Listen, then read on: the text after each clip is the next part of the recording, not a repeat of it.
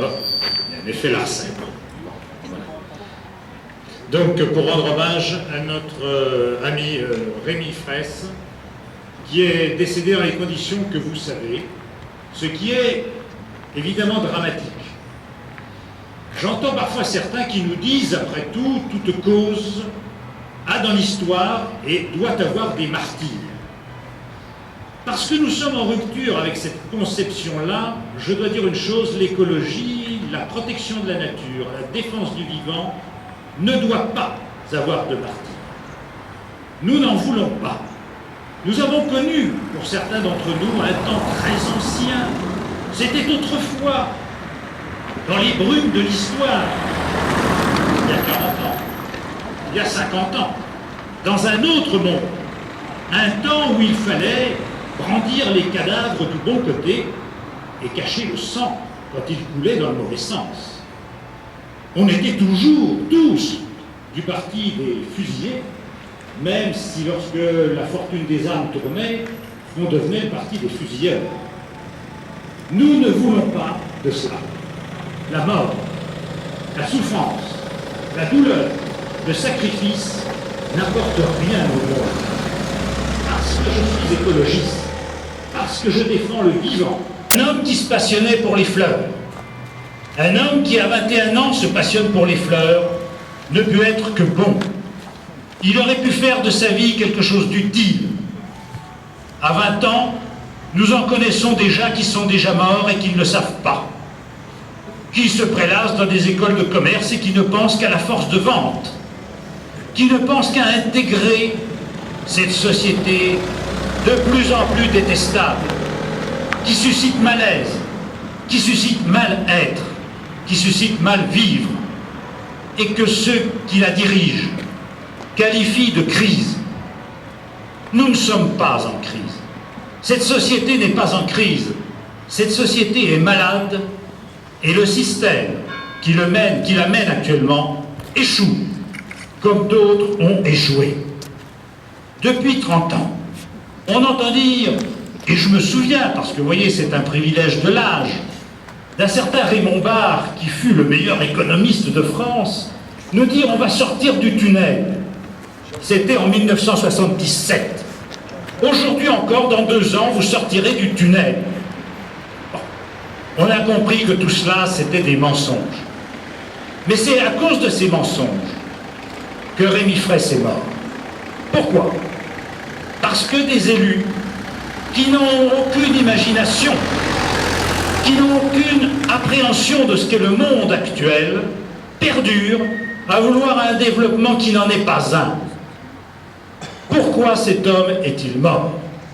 Il est mort parce qu'un président de conseil général a voulu commander à un autre vice-président de conseil général qui préside une compagnie des coteaux de Gascogne un ouvrage de 9 millions d'euros sur fonds publics pour alimenter la maïsiculture.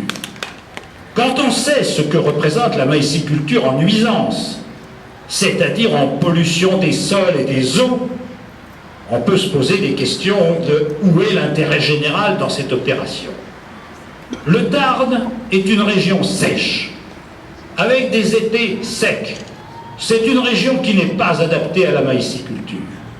Il peut y faire d'autres choses.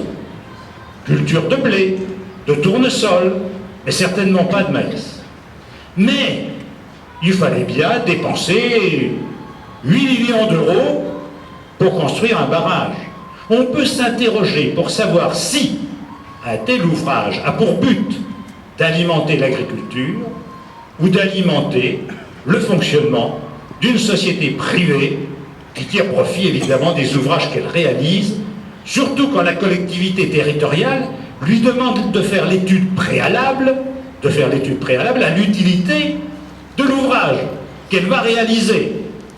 C'est un petit peu comme si vous demandiez à un entrepreneur si c'est bien que vous lui fassiez faire des travaux chez vous. Évidemment qu'il ne peut être que favorable à ces travaux. Donc voilà, un homme est mort. Et la France découvre le problème de Sivens, dont j'avais déjà parlé dans un certain nombre de mes éditoriaux.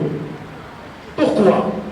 Parce qu'il faut que vous sachiez que depuis plusieurs semaines à Sivens, il y avait des violences perpétrées contre les gens qui occupaient le site. Il y a déjà eu des blessés à Sivas, avant ce décès.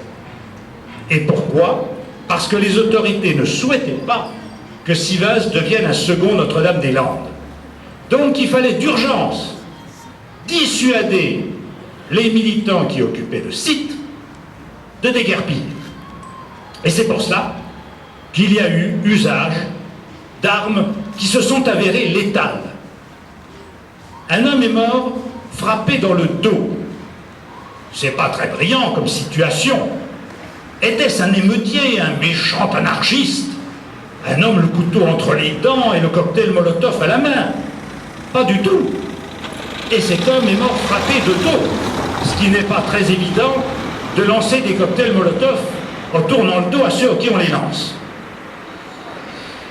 Non, c'était un homme pacifique. Malheureusement, pour le gouvernement, malheureusement pour les médias aux ordres, qui aiment bien présenter tous ceux qui contestent et tous ceux qui militent pour l'avenir comme étant des trublions qui ont évidemment toujours tort de s'opposer aux autorités en place. Parce que vous avez des gens comme ça. Et bien là, malheureusement pour eux, l'image de la victime n'est pas conforme à ce que cette propagande voulait. Ils ont tué un homme pacifique, ils ont tué un botaniste, ils ont tué un naturaliste qui n'avait sur lui aucune arme, aucun instrument agressif, qui ne portait aucune cagoule, rien de quoi faire frémir les vieux, parce qu'on peut être vieux même à 20 ans, les gens qui préfèrent une injustice à un désordre, ils n'ont pas de quoi faire frémir les gens aux 20h le soir à la télévision. C'est dommage pour eux. Alors je souhaite que la justice, évidemment, fasse toute la lumière sur ce qui s'est passé. Il serait aussi utile que la justice fasse la lumière sur les conditions du marché de travaux publics qui ont conduit à cette affaire. Et j'avoue que je trouve lamentable l'attitude de certains politiciens qui, loin de s'incliner devant ce qui s'est passé, perdurent d'une part à présenter les gens qui occupaient le site comme de dangereux activistes et d'autre part perdurent à vouloir réaliser en cet endroit un ouvrage. Je me suis, moi, en tant qu'être humain, posé une question. Si à cause d'un de mes projets et à cause d'une de mes déterminations, j'avais provoqué la mort d'un homme, je pense que je me serais retiré de la vie publique.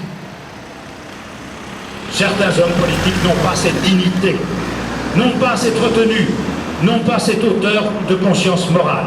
Ils continuent, en essayant même de minimiser les choses, de passer la victime sous le tapis. Et ils continuent à vouloir donner les 8 millions d'euros à la compagnie des coteaux de Gascogne que préside le vice-président du Conseil général du Gers. Alors, cela en dit long sur la déchéance de la morale publique dans ce pays. Il est temps que nous comprenions la profondeur de ce malaise. Vous qui militez pour la défense du vivant et de la nature, je vous appelle, en souvenir à Rémi Fraisse, à rester mobilisés, par-delà les mouvements, par-delà les associations. Il faut comprendre que la prise de conscience qui est la nôtre doit désormais habiter et féconder ce pays. Il faut que les choses évoluent, il faut que face à la mort, la vie triomphe, triomphe de la violence, triomphe du mercantilisme, triomphe de l'affairisme, des copains et des coquins. Il est temps que se lève cette voix dans le pays. Je vous remercie, mes amis, d'être venus aujourd'hui. Je vous remercie d'être là et d'être mobilisés. Vive la nature!